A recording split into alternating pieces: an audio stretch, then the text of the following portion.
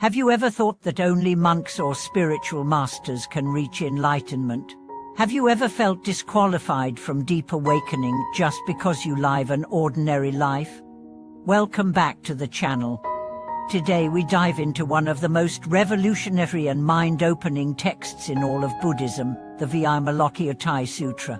This ancient scripture dismantles the hierarchy between monastics and lay people, shatters assumptions about what spiritual practice looks like, and offers a bold new perspective that awakening is possible for anyone, anywhere, at any time.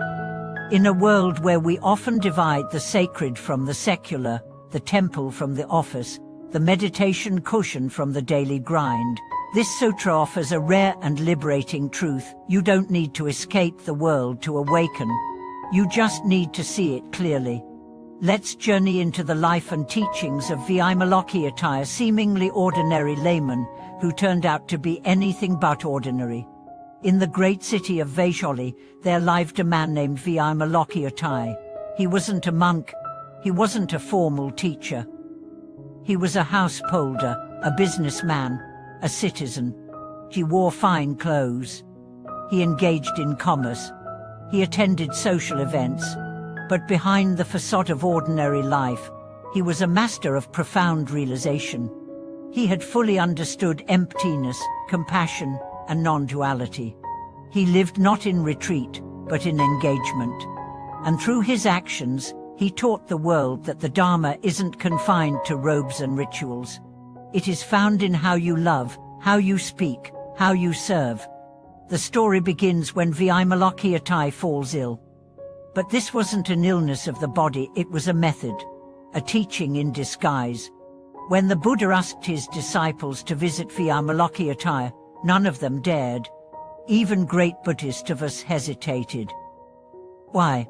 Because they all knew Vimalakirti didn't just discuss Dharma, he embodied it so completely that his presence alone exposed the limits of others' understanding. Eventually, Manjushri, the Buddhist offer of wisdom, accepts the task. Their dialogue becomes one of the most poetic, paradoxical, and profound teachings in all of Buddhism. One of the central moments in the sutra is when Manjushri asks Vimalakirti, "What is the entrance into non-duality?" Each Buddhist offer offers an answer through negation, emptiness, interdependence. Then Manjushri turns to Vimalakirti and asks him directly. Vimalakirti answers with silence. A silence so vast, so complete, that it reveals what no words can. That's the heart of the teaching. Ultimate reality isn't something to grasp with concepts. It's to be entered with awareness beyond thought. The Vimalakirti Sutra doesn't just teach this, it demonstrates it. Throughout the text, Vimalakirti turns expectations upside down. He lives in the marketplace, but teaches the monks. He possesses wealth, but is unattached. He speaks of emptiness not as void, but as the fullness of infinite interconnection. He feeds hundreds without food. He manifests pure lands in tiny spaces. He uses illness as a lesson in impermanence, dialogue as a mirror of mind, and silence as the ultimate expression of truth. At one point, the Buddha's disciple Shariputra becomes flustered by a goddess who playfully switches his gender, challenging his understanding of self and identity. She asks, "If all things are without essence, why are you disturbed by change in form?" This moment isn't just comic, it's cosmic. It shows how deeply our illusions run and how easily they can be undone. The sutra's radical message is this: spiritual awakening is not about renunciation of life. It's about transforming life. Wherever you are, at home, at work, in pain, in love, you are in the perfect place to awaken. You don't need a monastery. You don't need years in retreat.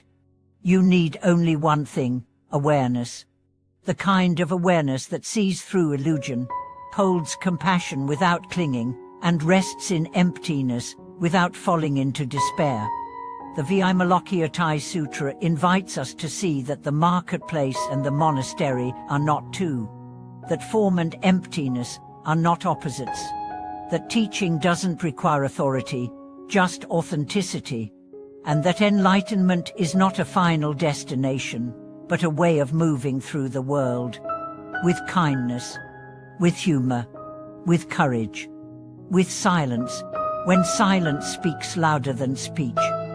Imagine walking through your day knowing that every person you meet is a potential Buddha, that every challenge is a Dharma gate, that your own body is a teaching of impermanence, that your mind, though chaotic, can become clear, that your home is a sacred temple.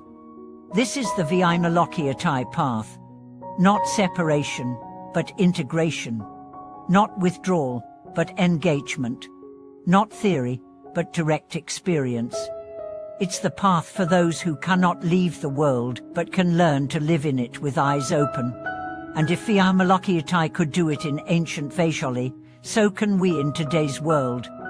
You, with your schedule, your responsibilities, your worries, you are not disqualified. You are invited. In fact, you may be the perfect student for this teaching, because you are in the exact position Vimalakirti was, in the world, but not of it, living fully, yet seeing through the play, embracing every moment as a mirror, and every silence as a psalm of awakening. Thank you for watching this video. If Vimalakirti's message sparked something in you, share it. Let us know in the comments how you bring spiritual practice into daily life. Subscribe for more teachings that honor your real-life path. Because your life is not a distraction from the Dharma. It is the Dharma.